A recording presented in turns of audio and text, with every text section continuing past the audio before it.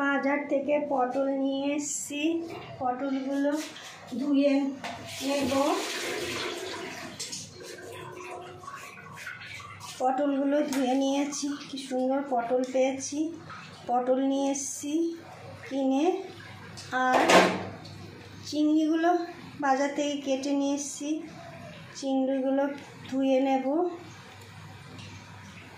আর এদিকে মায়ের কাছ থেকে বড়ি নিয়ে এসেছি, হাতে বানানো বড়ি।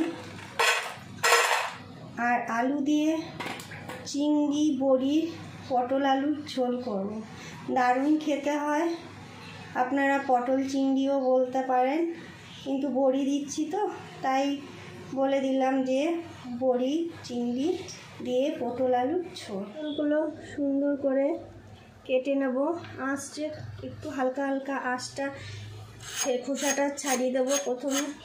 তো আঁশটা ছাড়িয়ে নেব, তারপরে এক সরু সরু করে মানে এক এক এবং কেটে একটু লম্বা লম্বা করে এরকম করে পটলটাকে একটু ছাড়িয়ে নেব। ছাড়িয়ে একটা পটলকে দুটো ভাগে ভাগ করব।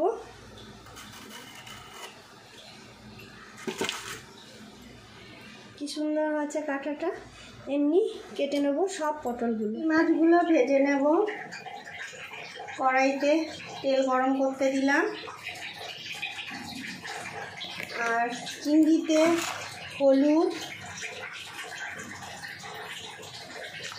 লবণ পরিমাণ মতো ভালো করে মেখে নিলাম।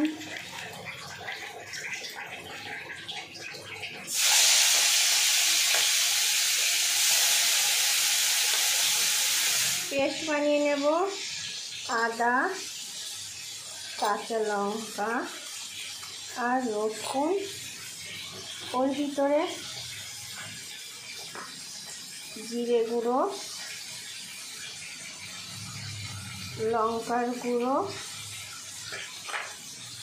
আর ধনে গুঁড়ো দিয়ে পেস্ট করে নেব একটা মশলা। ভাজা হয়ে যাচ্ছে। এবার ওই চিংড়ির তেলে পটলগুলো লাল লাল করে ফ্রাই করে নেব। আর একটু তেল দিতে হবে, অনেকগুলো পটল আছে।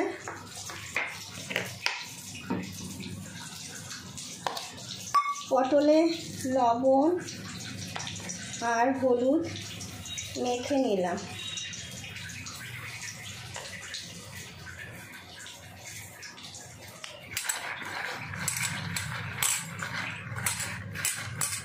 এবার তেলে দিয়ে, তেল গরম হয়ে এসছে, ফ্রাই করে নিলাম। মশলাটা ঢেলে নিলাম।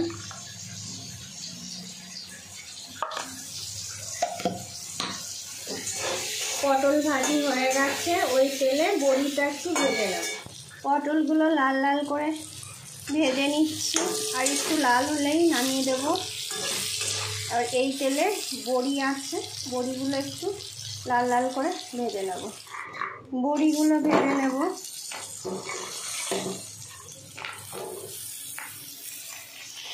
নুন আর হলুদ দিয়ে ভেজে নেব। আলুগুলো এরকম খুব বড় না ছোট না কেটে নিয়েছি এক সাইজ করে। এবার এটাও ভেজে নেব তেলের পর। পরিমাণ মতো নুন,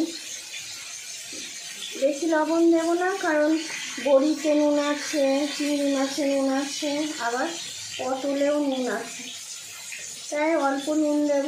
সব কিছুতে অল্প অল্প নুন দেওয়া আছে। ঢাকাটা দিয়ে আলুগুলো একটু ঢেকে দেবো ভেজে। পটলগুলো ভেজেছি, ওটা নরম হয়ে এসছে। এবার আলুগুলো একটু ভেজে দেবো ঢাকা দিয়ে দিয়ে। ধনে পাতাগুলো কুচিয়ে নেব। কি সুন্দর ধনে পাতা। ধনে পাতাগুলো কুচিয়ে নিচ্ছি মিহি করে।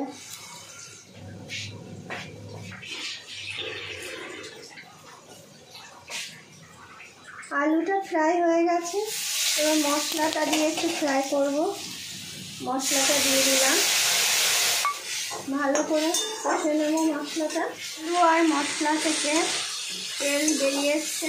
এবার পটলগুলো, ভাজা পটলগুলো দিয়ে দেবো, দিয়ে একটু কষে নেব।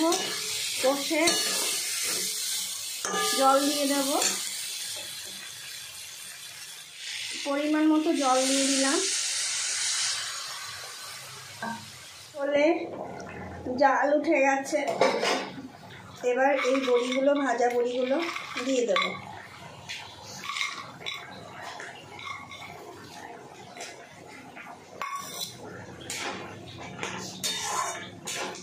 বড়ির ভিতরে রস ঢুকলে চিংড়ি মাছ,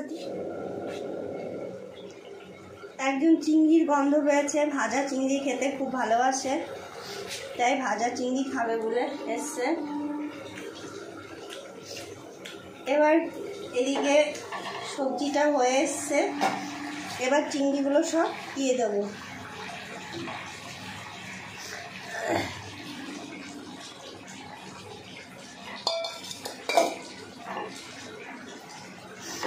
ধনে পাতা ছড়িয়ে দেব। দেখুন কি সুন্দর আসছে।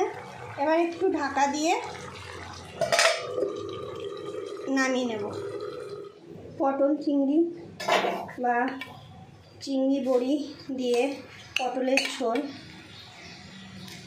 হয়ে গেছে, নামিয়ে নিচ্ছি। আমার মেয়ের খুব চিংড়ি প্রিয়, তা খাবে বলে দাঁড়িয়ে রয়েছে। নামিয়ে নিই, তারপরে দেব। একটা বাটি নিয়ে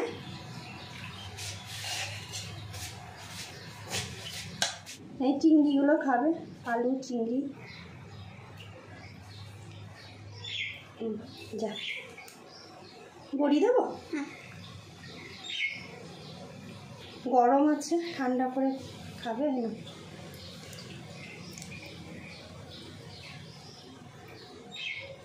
যা এই রেসিপিটা যদি ভালো লেগে থাকে তাহলে করে খাবেন, আর আমাকে লাইক করবেন, কমেন্টে কেমন হয়েছে জানাবে, পারলে একটা শেয়ার করবেন।